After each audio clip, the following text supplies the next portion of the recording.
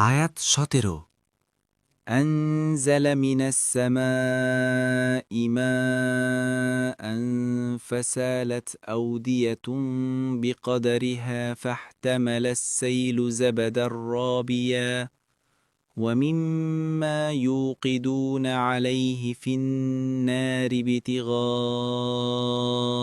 حلية أو متاع زبد مثله كذلك يضرب الله الحق والباطل فأما الزبد فيذهب جفاء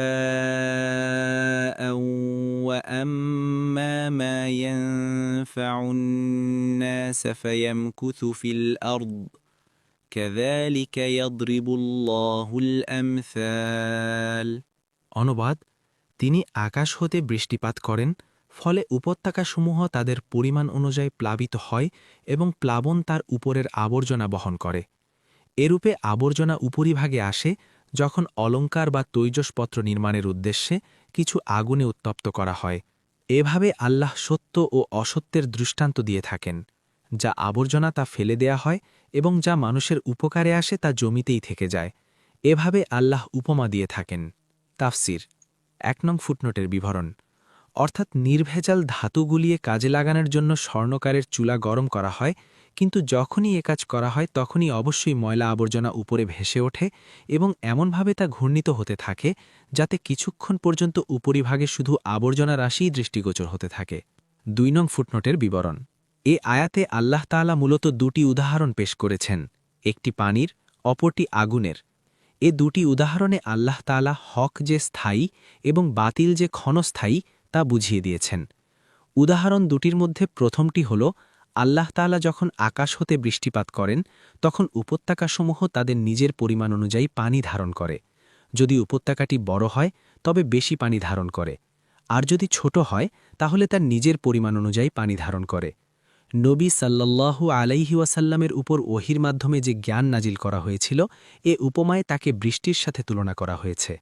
আর ঈমানদার, সুস্থ এবং ভারসাম্যপূর্ণ স্বাভাবিক বৃত্তির অধিকারী মানুষদেরকে এমন সব নদীনালার সাথে তুলনা করা হয়েছে যেগুলো নিজ নিজ ধারণ ক্ষমতা অনুযায়ী রহমতের বৃষ্টিধারায় পরিপূর্ণ হয়ে প্রবাহিত হতে থাকে। তাদের মধ্যে জ্ঞানের তারতম্য আছে। একজনের মনে অনেক জ্ঞান ধারণ করে, আরেকজনের মন বেশি জ্ঞান ধারণ করতে পারে না। অন্যদিকে সত্য অস্বীকারী ও সত্য বিরোধীরা ইসলামের বিরুদ্ধে যে হৈহাঙ্গামা এবং উপদ্রব সৃষ্টি করেছিল, তাকে এমন ফেনা ও আবর্জনা রাশির সাথে তুলনা করা হয়েছে যা হামেশা বন্যা হবার সাথে সাথেই পানির উপরিভাগে উঠে আসতে থাকে। প্লাবন তার উপরে আবর্জনা বহন করে বলে এ কথাই বোঝানো হয়েছে। এগুলো মূলত সন্দেহ ও কুপ্রবৃত্তির সমষ্টি। হকের সাথে এগুলোও মানুষের মনে প্রবেশ করে মানুষকে বিভিন্নভাবে প্রতারিত করতে চায়, কিন্তু অন্তরে আল্লাহের ওহির পরিমাণ অনুসারে দ্রুত অথবা ধীরে ধীরে তারা তাদের ঈমানি জোরে সে সমস্ত সন্দেহ ও কুপ্রবৃত্তিকে দূরীভূত করে দিতে পারে। তখন শুধুমাত্র ঈমান বাকি থাকে, আর যা কুফুরি ও সন্দেহ সেগুলো অপসৃত হয়ে যায়।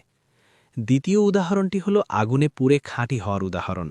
সোনা, রূপা এবং এ জাতীয় ধাতব বস্তু যখনই পোড়ানো হয় তখন তার মধ্যস্থিত যাবতীয় ময়লা ও খাদ আলাদা হয়ে যায়, শুধু খাঁটি অংশই বাকি থাকে। তেমনিভাবে ঈমান যখন মানুষের অন্তরে প্রবেশ করে তখন যথাসামান্য তাতে ময়লা আবর্জনা সহ অবস্থান করতে থাকে। তারপর ঈমান ও দলিল প্রমাণাদি পরপর তার কাছে আসতে থাকে। ধীরে ধীরে তার সমস্ত সন্দেহ ও কুপ্রবৃত্তি দূরীভূত হয়ে সে খাঁটি হয়ে যায়। তার মনে আর কোনো পঙ্কিলতা স্থান পায় না। এই দুটি উদাহরণের আরেকটি দিক হল, আল্লাহের দরবারে যতক্ষণ কোনো আমল খাঁটিভাবে তার উদ্দেশ্যে না হবে ততক্ষণ গ্রহণযোগ্য বলে বিবেচিত হবে না।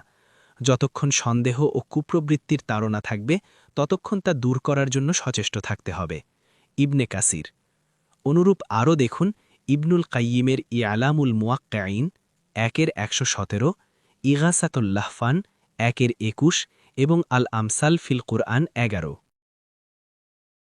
পরবর্তী তাফসিরে যেতে ভিডিওটি শেষ হওয়ার পূর্বেই এই বক্সে ক্লিক করুন। ভয়েস বা উচ্চারণে অনিচ্ছাকৃত ত্রুটি ক্ষমাসুন্দর দৃষ্টিতে দেখবেন ইনশাআল্লাহ।